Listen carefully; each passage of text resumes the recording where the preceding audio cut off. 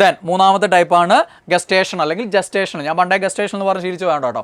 Gestational diabetes എന്ന് പറയും, gestation പീരീഡിലോ അല്ലേ. സ്റ്റാറ്റിൻ. അടുത്ത് നോക്കിയേ, സൊമാറ്റോക്രൈനിൻ അഥവാ സൊമാറ്റോലിബറിൻ.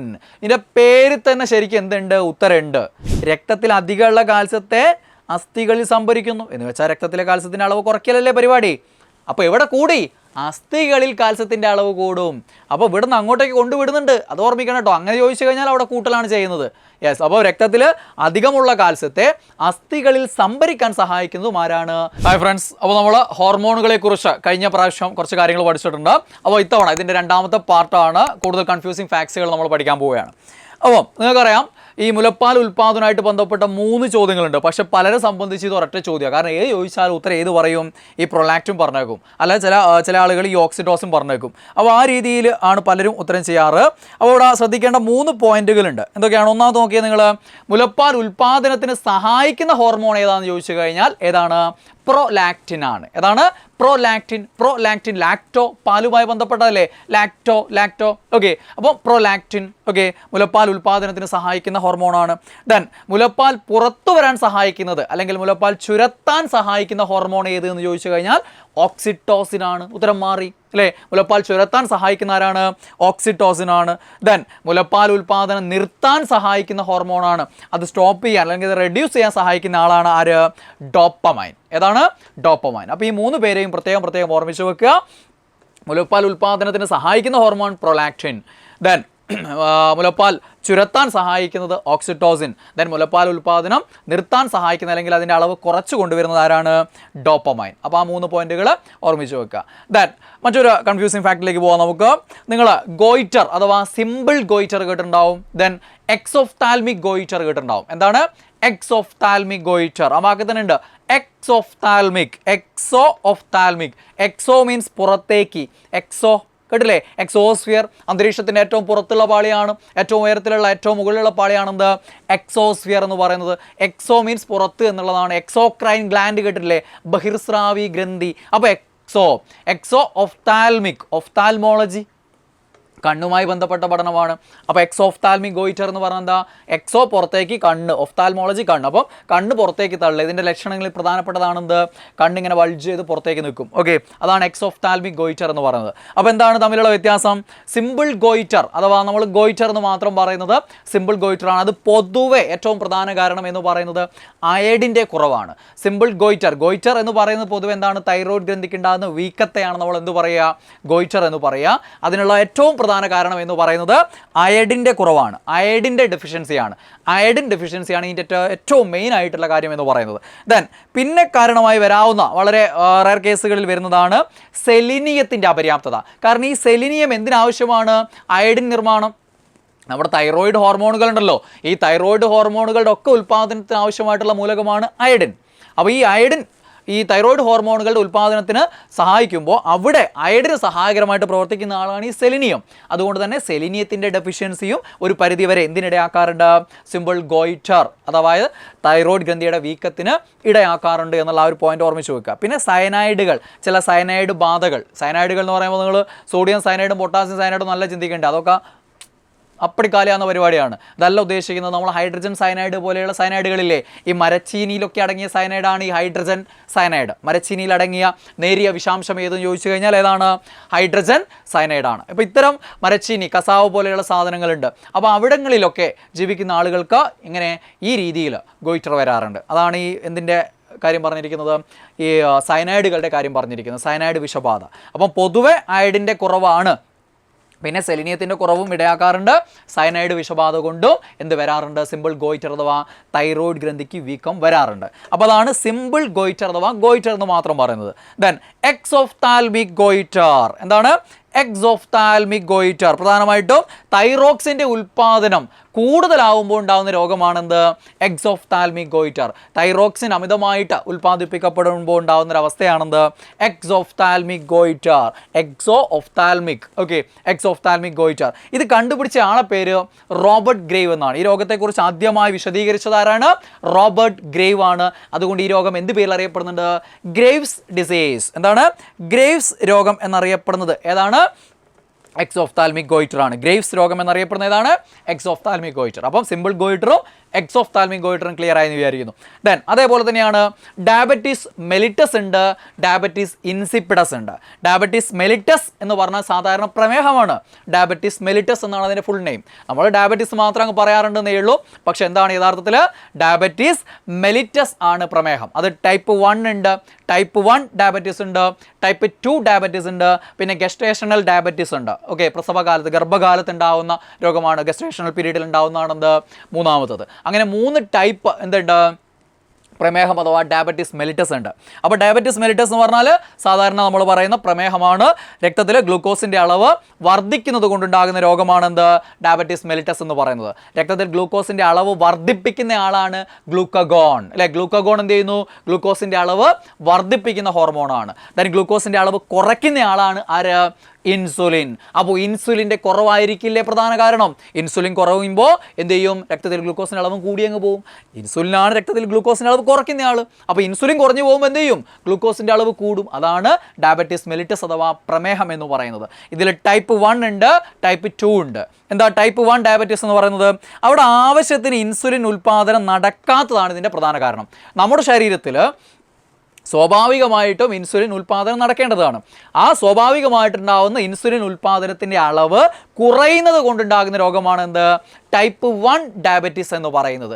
ഓക്കെ, ഇതിനെന്ത് വിളിക്കാറുണ്ട് നമ്മൾ? ജുവനൈൽ ഡയബറ്റീസ് എന്ന് പറയും. കാരണം കുട്ടികളിൽ ഉണ്ടാവാറുണ്ട് അല്ലെ ജുവനൈൽ ഡയബറ്റീസ്. അതായത് ജനിച്ചപാടുള്ള കുട്ടികളിൽ ഇങ്ങനെ ടൈപ്പ് 1 ഡയബറ്റീസ് ഉണ്ടാവാറുണ്ട്. ഈ നമ്മൾ പഠിക്കുന്ന ടൈപ്പ് 3 ഉണ്ടല്ലോ, ഗസ്റ്റേഷണൽ ഡയബറ്റീസ്, ഗർഭകാലത്ത് ഉണ്ടാകുന്ന ഡയബറ്റീസ്. അങ്ങനെ ഗർഭകാലത്ത് ഡയബറ്റീസ് ഉണ്ടാകുന്ന അമ്മമാർക്ക് ഉണ്ടാകുന്ന കുട്ടികളിൽ ഇതിനുള്ള സാധ്യത കൂടുതലാണ്. ഓക്കെ, ഇത് വരാനുള്ള സാധ്യത എന്താണ്? കൂടുതലാണ്. അതാണ് നമ്മൾ ഈ പറയുന്ന പ്രമേഹം പാരമ്പര്യമാണെന്ന് പറയുന്ന പ്രമേഹം ഇതാണ്. ഏതാണ്? ടൈപ്പ് 1 ഡയബറ്റീസ് ആണ്. ജുവനൈൽ ഡയബറ്റീസ് എന്ത് പേര് അറിയപ്പെടും? ജുവനൈൽ ഡയബറ്റീസ് എന്നറിയപ്പെടുന്നത് ഏതാണ്? ടൈപ്പ് 1 ആണ്. ഇൻസുലിൻ്റെ അളവ് സ്വാഭാവികമായിട്ട് കുറയുന്ന അവസ്ഥയാണ്. അതാണ് ടൈപ്പ് 1 ഡയബറ്റീസ്. ഇനി എന്തുണ്ട്? ടൈപ്പ് 2 ഡയബറ്റീസ് ഉണ്ട്. ടൈപ്പ് 2 ഇതാണ് നമ്മൾ പ്രമേഹം ജീവിതശൈലി രോഗമാണെന്ന് പറയാൻ കാരണം രണ്ടും കേൾക്കുന്നുണ്ടാവും. പലർക്കും ഒരു കൺഫ്യൂഷൻ വരുന്ന ഒരു കാര്യം അത് അല്ലേ. യെസ്, പ്രമേഹം പാരമ്പര്യമാണെന്ന് പറയുന്നത് ഈ ടൈപ്പ് 1 ഡയബറ്റീസ് കൊണ്ടാണ് അല്ലേ. അമ്മയ്ക്കുണ്ടെങ്കിൽ അല്ലേ, ഗർഭകാലത്ത് അമ്മയ്ക്കുണ്ടെങ്കിൽ കുട്ടിക്ക് വരാനുള്ള സാധ്യത കൂടുതലാണ്. അതേപോലെ കണ്ണിൻ്റെ കാഴ്ചയൊക്കെ പോകും. അപ്പോൾ അങ്ങനെയുള്ള പ്രശ്നങ്ങളൊക്കെ ഉണ്ടാവാറുണ്ട് ഈ ഗർഭകാലത്ത് പ്രമേഹമുള്ള സ്ത്രീകൾ പ്രസവിക്കുന്ന കുട്ടികളിൽ. അങ്ങനെയുള്ള സാധ്യതകളുണ്ട്. അത് ടൈപ്പ് 1 ഡയബറ്റീസിൻ്റെ സാധ്യത കൂടുതലാണ്. എന്ത് പേര് അറിയപ്പെടുന്നു? Juvenile diabetes. Then type 2 diabetes ഇതാണ് എന്ത്? ലൈഫ് സ്റ്റൈൽ ഡിസീസ് എന്നറിയപ്പെടുന്ന ഡയബറ്റീസ്. ജീവിതശൈലി രോഗമാണ്. നമ്മുടെ ജീവിതശൈലിയിലുള്ള മാറ്റങ്ങൾ കൊണ്ട് അല്ലേ, അതായത് പൊണ്ണത്തടി, അതേപോലെ പുകവലി, ഇങ്ങനെയുള്ള ശീലങ്ങൾ കൊണ്ടുണ്ടാവുന്നതാണ് എന്ത്? ടൈപ്പ് 2 ഡയബറ്റീസ് എന്ന് പറയുമ്പോൾ. അപ്പോൾ ഇങ്ങനെയുള്ള പ്രശ്നങ്ങൾ ഉണ്ടാവുമ്പോൾ സ്വാഭാവികമായിട്ടുള്ള ഇൻസുലിൻ ഉൽപ്പാദനം ഓൾറെഡി ഉണ്ട്. പക്ഷേ എന്ത് ചെയ്യുക? നമ്മൾ അതിനേക്കാളും കണ്ടമാന ഭക്ഷണമൊക്കെ അടിച്ച് കയറ്റുകയാണ്. അപ്പോൾ അവിടെ ഇൻസുലിൻ്റെ കുറവ് വരികയാണ്. അല്ലെങ്കിൽ അവിടെയുള്ള കോശങ്ങൾക്ക്, നമ്മുടെ ഈ കോശങ്ങൾക്ക് എന്ത് ചെയ്യാൻ പറ്റുന്നില്ല, ഈ ഇൻസുലിനെ യഥാർത്ഥ രീതിയിൽ ഉപയോഗിക്കാൻ പറ്റാത്ത അവസ്ഥ വരികയാണ്. അതാണ് എന്ത്? ടൈപ്പ് 2 ഡയബറ്റീസ് എന്ന് പറയുന്നത്. ശരീരകോശങ്ങൾ ഇൻസുലിനുമായിട്ട് ശരിയായ രീതിയിൽ പ്രതികരിക്കാത്തത് കൊണ്ടുണ്ടാകുന്നതാണ് എന്ത്? Type 2 diabetes. വ്യായാമക്കുറവ്, പൊണ്ണത്തടി, പുകവലി, ഇതൊക്കെ എന്തിനിടയാക്കാറുണ്ട്? ടൈപ്പ് 2 ഡയബറ്റീസിനിടയാക്കാറുണ്ട്. തികച്ചും ഒരു ജീവിതശൈലി രോഗമാണ്. ലൈഫ് സ്റ്റൈൽ ഡിസീസായിട്ട് കണക്കാക്കാവുന്നതാണെന്ത്?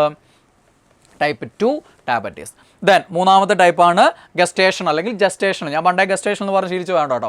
ഗസ്റ്റേഷണൽ ഡയബറ്റീസ് എന്ന് പറയും. ഗസ്റ്റേഷൻ പീരീഡിലോ അല്ലേ, ഗർഭകാലത്ത് സ്ത്രീകളിൽ ഉണ്ടാകുന്ന ഹോർമോൺ ചേഞ്ചസ് കൊണ്ടുണ്ടാകുന്നതാണ് ഇത് ഗസ്റ്റേഷണൽ ഡയബറ്റീസ്, മൂന്നാമത്തെ ടൈപ്പ്. ഇത് പൊതുവേ ആ ഒരു പീരീഡ് കഴിഞ്ഞാൽ അങ്ങ് മാറാറുണ്ട്. ഓക്കെ, സ്ത്രീകൾ പൊതുവേ ആ ഒരു കാലഘട്ടം കഴിയുമ്പോൾ അങ്ങ് പോകാറുണ്ട്.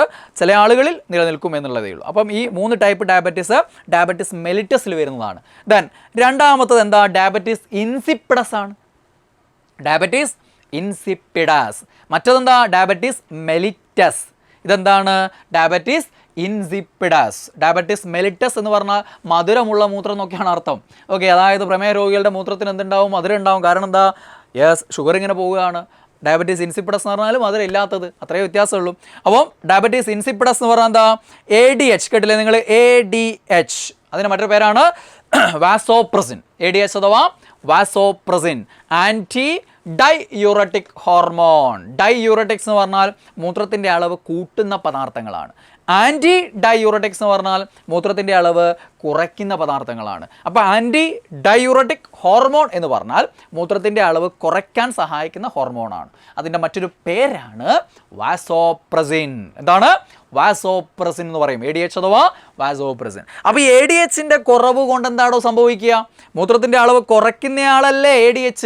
അവൻ ADHൻ്റെ കുറവുണ്ടെങ്കിൽ എന്താ സംഭവിക്കുക?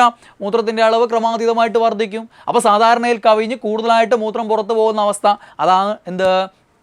Diabetes insipidus. അപ്പം വ്യത്യാസം ഓർമ്മിക്കുക. ഡയബറ്റീസ് മെലിറ്റസ് പ്രമേഹം, ഇൻസുലിൻ്റെ കുറവാണ്. ദെൻ ഡയബറ്റീസ് ഇൻസിപ്പിഡസ് എന്താണ്? ADH അഥവാ വാസോപ്രസിൻ്റെ കുറവാണെന്നും ഓർത്തു വെക്കുക. Okay, yes. ഇനി മറ്റൊരു കൺഫ്യൂസിങ് ഫാക്ട്സിലേക്ക് പോകാം നമുക്ക് ഹോർമോണായിട്ട് ബന്ധപ്പെട്ട്. ഈ സൊമാറ്റോ, ഞാൻ നിങ്ങളോട് പറഞ്ഞിട്ടുണ്ട്, ട്രോഫോളജി അല്ലേ, എന്താണ്? പോഷണങ്ങളെക്കുറിച്ചുള്ള പഠനമാണ്. ട്രോഫിൻ, ട്രോഫോ എന്നൊക്കെ എവിടെ കണ്ടാലും നിങ്ങൾക്ക് പോഷണമായിട്ട് കണക്ട് ചെയ്യാൻ പറ്റും. ഓട്ടോട്രോഫ് സ്വപോഷി, ഹെട്രോട്രോഫ് എന്താണ്? പരപോഷി. അപ്പോൾ ട്രോഫ് എന്ന് കണ്ടാൽ എന്താണ്? പോഷണം. Okay, yes. നോക്കിയേ ഇവിടെ സൊമാറ്റോ ട്രോഫിൻ അല്ലെങ്കിൽ ട്രോപ്പിൻ. സൊമാറ്റോ ട്രോഫിനുകൾ കോമൺ നെയിം, അതിൽ പ്രധാനിയാണ് സൊമാറ്റോ ട്രോപ്പിൻ. ഓക്കെ, അപ്പോൾ സൊമാറ്റോ ട്രോഫിൻ അല്ലെങ്കിൽ സൊമാറ്റോ ട്രോപ്പിൻ. നോക്കിയേ അടുത്ത പേര് നോക്കിയേ, സൊമാറ്റോ സ്റ്റാറ്റിൻ. ഇതൊക്കെ മുറിച്ച് വായിച്ചാൽ തന്നെ ഉത്തരം കിട്ടിക്കോളും. സൊമാറ്റോ സ്റ്റാറ്റിൻ. അടുത്ത് നോക്കിയേ, സൊമാറ്റോ ക്രൈനിൻ അഥവാ സൊമാറ്റോ ലിബറിൻ. ഇതിൻ്റെ പേര് തന്നെ ശരിക്കും എന്തുണ്ട്? ഉത്തരമുണ്ട്. പലരെ സംബന്ധിച്ച് ഇതെന്തൊക്കെയോ വലിയ സംഭവം പോലെയൊക്കെ ആയിട്ട് തോന്നും. പക്ഷേ അതൊന്ന് മുറിച്ച് വായിക്കാൻ ശ്രമിച്ചു കഴിഞ്ഞാൽ തന്നെ നമുക്ക് എന്ത് ചെയ്യും? ഉത്തരം കിട്ടി. അപ്പോൾ ട്രോഫിൻ, ട്രോഫോ പോഷിപ്പിക്കുക, പോഷണം. സൊമാറ്റോ മീൻസ് ബോഡി എന്നാണ്. സൊമാറ്റോ എന്ന വാക്കിനർത്ഥം എന്താണ്? ബോഡി, ശരീരം എന്നുള്ളതാണ്. അപ്പം സൊമാറ്റോ ട്രോഫിൻ എന്ന് പറഞ്ഞാൽ ശരീരം പോഷിപ്പിക്കുന്ന ആൾ, ശരീര വളർച്ചയ്ക്ക് സഹായിക്കുന്ന ഹോർമോണാണ് ആര്? സൊമാറ്റോ ട്രോഫിൻ. മനുഷ്യനിലെ പ്രധാന വളർച്ചാ ഹോർമോണാണ് ഗ്രോത്ത് ഹോർമോൺ എന്നറിയപ്പെടുന്നത്. GH അല്ലേ, human growth hormone. HGH, human growth hormone എന്നറിയപ്പെടുന്ന ആരാ? സൊമാറ്റോ ട്രോഫിനാണ്. മനുഷ്യനിലെ വളർച്ചാ ഹോർമോൺ ആണ് ഏത്? സൊമാറ്റോ ട്രോഫിൻ. ആരാ ഉൽപ്പാദിപ്പിക്കുന്നത്? പീയൂഷ ഗ്രന്ഥിയാണ്. പിറ്റ്യൂട്ടറി ഗ്ലാൻഡ് അഥവാ പീയൂഷ ഗ്രന്ഥി ഉൽപ്പാദിപ്പിക്കുന്ന ഹോർമോണാണ് ഇത്? സൊമാറ്റോ ട്രോഫിൻ. ശരീര വളർച്ചയ്ക്ക് സഹായിക്കുന്ന ആളാണ്. നോക്കി അടുത്തതാ സൊമാറ്റോ സ്റ്റാറ്റിൻ. സ്റ്റാറ്റിക്, നിശ്ചലം. അപ്പോൾ എന്തായിരിക്കും? ശരീര വളർച്ച നിശ്ചലമാകുക എന്ന് വെച്ചാൽ ശരീര വളർച്ച നിലയ്ക്കാൻ സഹായിക്കുന്ന ആളാണ് ആര്? വളർച്ച നിലയ്ക്കുന്നതിന് സഹായിക്കുന്ന ഹോർമോണാണ് ആര്? സൊമാറ്റോ സ്റ്റാറ്റിൻ. എവിടെയൊക്കെയാണ് ഉൽപ്പാദിപ്പിക്കപ്പെടുന്നത്? പാൻക്രിയാസ് ഗ്രന്ഥിയിലും ഹൈപ്പോതലാമസിലുമാണ്. പാൻക്രിയാസ്, ഹൈപ്പോതലാമസ് മുതലായിട്ടുള്ള ഗ്രന്ഥികളാണ് എന്ത് ഉൽപ്പാദിപ്പിക്കുന്നത്? സൊമാറ്റോ സ്റ്റാറ്റിൻ ഉൽപ്പാദിപ്പിക്കുന്നത്. ഒരു പരിധി എത്തിക്കഴിഞ്ഞാൽ വളർച്ച നിലയ്ക്കാൻ സഹായിക്കുന്ന ആളുകളാണ് ആര്? സൊമാറ്റോ സ്റ്റാറ്റിൻ. ഇനി അടുത്ത് നോക്കിയേ, സൊമാറ്റോ ക്രൈനിൻ അഥവാ സൊമാറ്റോ ലിബറിൻ. ഒന്ന് വാക്ക് മുറിച്ച് വായിച്ചു നോക്കിയേ, കിട്ടി. ക്രൈനിൻ, endocrine gland, exocrine gland. Endocrine എന്താ? അന്തസ്രാവി ഗ്രന്ഥി. എക്സോക്രൈൻ എന്താ? ബഹിർസ്രാവി ഗ്രന്ഥി. അപ്പം എക്സോ പുറത്തേക്ക്, ബഹിർ. എൻഡോ ഉള്ളിലേക്ക്, അന്തർ. ബാക്കിയുള്ള ഭാഗം നോക്കിയാൽ രണ്ടിടത്തിലും ക്രൈൻ അല്ലേ ഉള്ളത്? CRINE, ക്രൈൻ, സ്രവിക്കുക എന്നുള്ള മീനിങ് ആണ്. അപ്പോൾ സൊമാറ്റോ ക്രൈനിൻ അഥവാ സൊമാറ്റോ ലിബറിൻ എന്ന് പറഞ്ഞാൽ എന്തിനു സഹായിക്കുന്ന ആളാണ്? നമ്മുടെ നേരത്തെ വളർച്ചാ ഹോർമോൺ ഇല്ലേ, സൊമാറ്റോ ട്രോപ്പിൻ, അതിൻ്റെ ഉൽപ്പാദനം അല്ലേ, അത് സ്രവിക്കാൻ സഹായിക്കുന്ന ആളാണ്, അത് പുറത്തുവിടാൻ സഹായിക്കുന്ന ആളാണ്, അതിനെ സ്വതന്ത്രമാക്കാൻ സഹായിക്കുന്ന ആളാണ് ആര്? സൊമാറ്റോ ക്രൈനിൻ അഥവാ സൊമാറ്റോ ലിബറിൻ. സൊമാറ്റോ ട്രോപ്പിൻ്റെ ഉൽപ്പാദനത്തിന് സഹായിക്കുന്ന ആളാണ് സൊമാറ്റോ ലിബറിൻ അല്ലെങ്കിൽ സൊമാറ്റോ ക്രൈനിൻ. ഓക്കെ, അതിനെ സ്രവിക്കാൻ സഹായിക്കുന്ന ആളാണ് ആര്? സൊമാറ്റോ ക്രൈനിൻ അഥവാ സൊമാറ്റോ ലിബറിൻ. എവിടെ ഉൽപ്പാദിപ്പിക്കപ്പെടുന്നു? ഹൈപ്പോതലാമസിൽ ഉൽപ്പാദിപ്പിക്കപ്പെടുന്നു. ഇത് എവിടെയാണ് ഉൽപ്പാദിപ്പിക്കപ്പെടുന്നത്? ഹൈപ്പോതലാമസിലാണ് ഉൽപ്പാദിപ്പിക്കപ്പെടുന്നത്. അപ്പോൾ സൊമാറ്റോ ട്രോപ്പിൻ വളർച്ചാ ഹോർമോൺ പീയൂഷ ഗ്രന്ഥിയിൽ ഉൽപ്പാദിപ്പിക്കപ്പെടുന്നു. പീയൂഷ ഗ്രന്ഥി ഉൽപ്പാദിപ്പിക്കുന്നു. ദെൻ സൊമാറ്റോ സ്റ്റാറ്റിൻ എന്താണ്? സ്റ്റാറ്റിൻ നിശ്ചലം, വളർച്ച നിശ്ചലമാക്കാൻ പാൻക്രിയാസിലും ഹൈപ്പോതലാമസിലും ഉൽപ്പാദിപ്പിക്കപ്പെടുന്നു. ദെൻ സൊമാറ്റോ ക്രൈനിൻ അഥവാ സൊമാറ്റോ ലിബറിൻ എവിടെയാണ്? ഹൈപ്പോതലാമസിൽ ഉൽപ്പാദിപ്പിക്കപ്പെടുന്നു. ഇതിനെ സ്രവിക്കാൻ സഹായിക്കുന്നു. Okay, yes. അപ്പോൾ ആ രീതിയിൽ ആ ഒരു കൺഫ്യൂഷൻ അവിടെ തീർത്ത് വെക്കുക. ഇനി ഇതേപോലെ നേരെ വിപരീതം കാൽസിട്ടോണിനും അതേപോലെ തന്നെ ആരും പാരാതെർമോണും. കാൽസിട്ടോൺ എന്ത് പഠിക്കുന്നോ അതിൻ്റെ നേരെ വിപരീതമായിരിക്കും ആര് ചെയ്യുക? പാരാതെർമോൺ അല്ലേ. കാൽസിട്ടോണിന് പാര വെക്കുക എന്നുള്ളതാണ് ആരുടെ പരിപാടി? പാരാതെർമോണിൻ്റെ പരിപാടി. അപ്പോൾ കാൽസിട്ടോണിനെ കുറിച്ച് നിങ്ങൾ എന്തൊക്കെ പോയിന്റ് പഠിക്കുന്നോ അതൊക്കെ നേരെ വിപരീതം ആർക്ക് പഠിക്കും? പാരാതെർമോണിന് പഠിക്കും. ഓക്കെ, എന്താണ് കാൽസിട്ടോണിനെ കുറിച്ച് പഠിക്കേണ്ടത്? രക്തത്തിലെ കാൽസ്യത്തിൻ്റെ അളവ് കുറയ്ക്കുന്ന ആളാണ് ആര്? കാൽസിട്ടോണിൻ. രക്തത്തിലെ കാൽസ്യത്തിൻ്റെ അളവ് കുറയ്ക്കുന്ന ആളാണ് ആര്? കാൽസിട്ടോണിൻ. രക്തത്തിലെ കാൽസ്യത്തിൻ്റെ അളവ് കുറയ്ക്കുന്നു. ഓക്കെ, രക്തത്തിലെ കാൽസ്യത്തിൻ്റെ സാധാരണ അളവ് എന്ന് പറയുന്നത് ഒരു 9 മുതൽ 11 വരെ, പരീക്ഷയിൽ 9 to 10 എന്നൊക്കെ കൊടുത്തിട്ടുണ്ട്. ഓക്കെ, 9 മുതൽ 11 വരെ മില്ലിഗ്രാം പെർ 100 മില്ലി ആണ്. 100 മില്ലി ബ്ലഡിൽ 9 മുതൽ 11 വരെ മില്ലിഗ്രാം ആണ് രക്തത്തിലെ കാൽസ്യത്തിൻ്റെ സാധാരണ അളവ് എന്ന് പറയുന്നത്. ഓക്കെ, രക്തത്തിലെ കാൽസ്യത്തിൻ്റെ അളവ് കുറയ്ക്കാൻ സഹായിക്കുന്ന ആളാണ് കാൽസിട്ടോണിൻ. അത് കൂട്ടാൻ സഹായിക്കുന്ന ആളായിരിക്കും അപ്പോൾ ആര്? പാരാതെർമോൺ. ആരായിരിക്കും? പാരാതെർമോൺ. ഇപ്പോൾ രണ്ടിൻ്റെയും കൂടെ യോജിച്ച പ്രവർത്തനം കൊണ്ടാണ് ഈ ഒരു ഏവറേജ് അളവിൽ നിലനിർത്തി പോകുന്നത്. Okay, yes. അപ്പം കാൽസിട്ടോണിൻ്റെ ഒരു പോയിന്റ്. രണ്ടാമത്തെ പോയിന്റ് എങ്ങനെ ചോദിക്കാൻ നോക്കിയേ? രക്തത്തിൽ അധികമുള്ള കാൽസ്യത്തെ അസ്ഥികളിൽ സംഭരിക്കുന്നു. രക്തത്തിലെ കാൽസ്യത്തിൻ്റെ അളവ് കുറയ്ക്കാൻ സഹായിക്കുന്ന ആളല്ലേ കാൽസിട്ടോണിൻ. അപ്പോൾ സ്വാഭാവികമായിട്ട് ഇത് മനസ്സിലാക്കാൻ ഒരു പാടുമില്ലല്ലോ. രക്തത്തിൽ അധികമുള്ള കാൽസ്യത്തെ അസ്ഥികളിൽ സംഭരിക്കുന്നു എന്ന് വെച്ചാൽ രക്തത്തിലെ കാൽസ്യത്തിൻ്റെ അളവ് കുറയ്ക്കലല്ലേ പരിപാടി. അപ്പോൾ എവിടെ കൂടി? അസ്ഥികളിൽ കാൽസ്യത്തിൻ്റെ അളവ് കൂടും. അപ്പോൾ ഇവിടുന്ന് അങ്ങോട്ടേക്ക് കൊണ്ടുവിടുന്നുണ്ട്, അത് ഓർമ്മിക്കണം കേട്ടോ. അങ്ങനെ ചോദിച്ചു കഴിഞ്ഞാൽ അവിടെ കൂട്ടലാണ് ചെയ്യുന്നത്. യെസ്, അപ്പോൾ രക്തത്തിൽ അധികമുള്ള കാൽസ്യത്തെ അസ്ഥികളിൽ സംഭരിക്കാൻ സഹായിക്കുന്നതും ആരാണ്? ഈ പറയുന്ന കാൽസിട്ടോണാണ്. അടുത്ത പോയിന്റ് നോക്കിയേ. അസ്ഥികളിൽ നിന്ന് കാൽസ്യം രക്തത്തിലേക്ക് കലരുന്ന പ്രവർത്തനത്തെ തടയുകയും ചെയ്യുന്നുണ്ട്. രക്തത്തിൽ അധികമുള്ള കാൽസ്യത്തെ അസ്ഥികളിലേക്ക് മാറ്റുന്നു. അതോടൊപ്പം അസ്ഥികളിൽ നിന്ന് കാൽസ്യം ഇങ്ങോട്ടേക്ക് വരാതെ നോക്കുകയും കൂടി ആര് ചെയ്യുന്നുണ്ട്? കാൽസിട്ടോൺ. എല്ലാം സംഭവം എന്ത് തന്നെയാണ്? രക്തത്തിലെ കാൽസ്യത്തിൻ്റെ അളവ് കുറയ്ക്കുന്ന പരിപാടിയാണ്. രക്തത്തിലെ കാൽസ്യത്തിൻ്റെ അളവ് കുറയ്ക്കുകയാണ് ആര് ചെയ്യുന്നത്? കാൽസിട്ടോൺ ചെയ്യുന്നത്. അതായത് രക്തത്തിൽ അധികമുള്ള കാൽസ്യത്തെ അസ്ഥികളിലേക്ക് സംഭരിക്കാൻ സഹായിക്കുന്നു. ഇനി അസ്ഥികളിലുള്ള കാൽസ്യം ഇങ്ങോട്ട് വരാതെ രക്തത്തിലേക്ക് കലരാതെ സഹായിക്കുന്നതും അങ്ങനെ കലരാതിരിക്കാൻ സഹായിക്കുന്നതും പ്രവർത്തിക്കുന്നതും ആരാണ്? കാൽസിട്ടോൺ. അപ്പോൾ കാര്യങ്ങൾ പിടികിട്ടിയല്ലോ. നേരെ വിപരീതം ആര് ഓർമ്മിച്ചാൽ മതി? പാരാതെർമോണ് ഓർമ്മിച്ചാൽ മതി. നേരെ വിപരീതം എന്തൊക്കെയാ? പാരാതെർമോൺ എന്ത് ചെയ്യും? രക്തത്തിലെ കാൽസ്യത്തിൻ്റെ അളവ് വർദ്ധിപ്പിക്കും. രക്തത്തിലെ കാൽസ്യത്തിൻ്റെ അളവ് കുറച്ച ആളല്ലേ കാൽസിട്ടോണിൻ. അപ്പോൾ പാരാതെർമോൺ എന്ത് ചെയ്യുന്നു? ഇതൊന്നും പഠിക്കാവൂ, ബാക്കി നേരെ വിപരീതം എന്നുള്ള ഓർമ്മിച്ചാൽ മതി. കാൽസ്യത്തിൻ്റെ അളവ് വർദ്ധിപ്പിക്കുന്നു. രണ്ടാമത്തെ പോയിന്റ് നോക്കിയേ. കാൽസിട്ടോണിൻ്റെ പ്രവർത്തനത്തിന് വിരുദ്ധമായി പ്രവർത്തിക്കും. നമ്മൾ ഓൾറെഡി പറഞ്ഞ കാര്യമാണ്. ദെൻ കാൽസ്യത്തെ വൃക്കകളിൽ നിന്നും രക്തത്തിലേക്ക് പുനരാഗിരണം ചെയ്യുന്നു. രക്തത്തിൽ കാൽസ്യത്തിൻ്റെ അളവ് വർദ്ധിപ്പിക്കല്ലേ ഇയാളുടെ പരിപാടി. അപ്പോൾ എവിടെ നിന്നെങ്കിലുമൊക്കെ ഇങ്ങോട്ടേക്ക് വലിച്ചെടുക്കാനുണ്ടെങ്കിൽ അത് വലിച്ചെടുക്കും രക്തത്തിലേക്ക്. അതായത് കാൽസ്യത്തെ എവിടെ നിന്ന്? വൃക്കകളിൽ നിന്ന്. ആ വൃക്കകളിൽ നിന്ന് അതിൻ്റെ സമയത്ത് എന്ത് ചെയ്യും? നമുക്കറിയാലോ, ഈ പ്രോസസ്സുകളിലൂടെ കടന്നു പോകുന്ന സമയത്ത്, വൃക്കകളിലൂടെ കടന്നു പോകുന്ന സമയത്ത് അവിടെ നിന്ന് വീണ്ടും ഇങ്ങോട്ടേക്ക് പുനരാഗിരണം ചെയ്യാനുള്ളതിന് തീർത്ത് ഇങ്ങോട്ടേക്കും വലിച്ചെടുക്കാൻ ശ്രമിക്കും. എന്ന് വെച്ച് കഴിഞ്ഞാൽ കാൽസ്യത്തെ എവിടെ നിന്ന് വലിച്ചെടുക്കുന്നു? വൃക്കകളിൽ നിന്ന് രക്തത്തിലേക്ക് പുനരാഗിരണം ചെയ്യാൻ ആര് സഹായിക്കുന്നു? പാരാതെർമോൺ എന്ന ഹോർമോണ് സഹായിക്കുന്നു. രണ്ടാമത് നോക്കിയേ. അടുത്ത പോയിന്റ് നോക്കിയേ. കാൽസ്യം അസ്ഥികളിൽ സംഭരിക്കുന്നത് തടയുന്നു. എന്ന് വെച്ചാൽ നേരത്തെ നേരെ വിപരീതമല്ലേ. അതായത് ഇവിടെ രക്തത്തിൽ അധികമുള്ള കാൽസ്യത്തെ അസ്ഥികളിലേക്ക് സംഭരിക്കുകയാണ് ആര് ചെയ്യുന്നത്? കാൽസിട്ടോൺ ചെയ്യുന്നത്. ഇവിടെ നേരെ തിരിച്ചു ചെയ്യുന്നു. അസ്ഥികളിൽ സംഭരിക്കുന്നതിനെ തടയുക എന്ന് പറഞ്ഞാൽ രക്തത്തിൽ അളവ് കൂട്ടുക എന്നുള്ളതാണ്. അപ്പോൾ ഏതെങ്കിലും ഒന്ന് ഉറപ്പിക്കുക, കാൽസിട്ടോണിൻ്റെ കാര്യം ഒരുമിച്ചങ്ങ് പഠിക്കുക, എന്നിട്ട് എന്തിലേക്ക് കടക്കുക? പാരാതെർമോണിലേക്ക് കടന്നാൽ മതി. കാൽസിട്ടോൺ എന്ത് ചെയ്യുന്നു? രക്തത്തിലെ കാൽസ്യത്തിൻ്റെ അളവ് കുറയ്ക്കുന്നു. അതിന് വേണ്ട കാര്യങ്ങളൊക്കെ ചെയ്യുന്നത് കാൽസിട്ടോണിനാണ്. രക്തത്തിലെ കാൽസ്യത്തിൻ്റെ അളവ് കുറയ്ക്കാൻ വേണ്ടിയിട്ട് ഇവിടെ അധികമുള്ള കാൽസ്യത്തെ കൊണ്ടുപോവുക. ഓക്കെ, അപ്പോൾ അസ്ഥികളിൽ സംഭരിക്കുന്നു. അതിന് സഹായിക്കുന്നത് കാൽസിട്ടോണിനാണ്. ഇനി അസ്ഥികളിലുള്ള കാൽസ്യം ഇങ്ങോട്ട് കലരാതെ തടയുന്നതും കാൽസിട്ടോണിനാണ്. അപ്പോൾ 3 പോയിന്റ് കിട്ടി. അതേ 3 പോയിന്റ് വിപരീത മാർക്ക് ഇട്ട് ചാമ്പി കൊടുക്കുക, പാരാതെർമോണിനും കൊടുത്തേക്കുക. ഓക്കെ, ക്ലിയർ അല്ലേ? ഇനി അടുത്തത് ടെറ്റനിയും ടെറ്റനസും. രണ്ട് മാറിപ്പോകുന്ന സംഗതികളാണ് ടെറ്റനി, ടെറ്റനസ്. ടെറ്റനി എന്ന് പറഞ്ഞാൽ എന്താണ്? പാരാതെർമോൺ എന്ന ഹോർമോണിൻ്റെ കുറവ് കൊണ്ടുണ്ടാകുന്ന രോഗമാണെന്ത്? ടെറ്റനി. പാരാതെർമോണിൻ്റെ കുറവ് കൊണ്ടുണ്ടാകുന്ന രോഗമാണെന്ത്?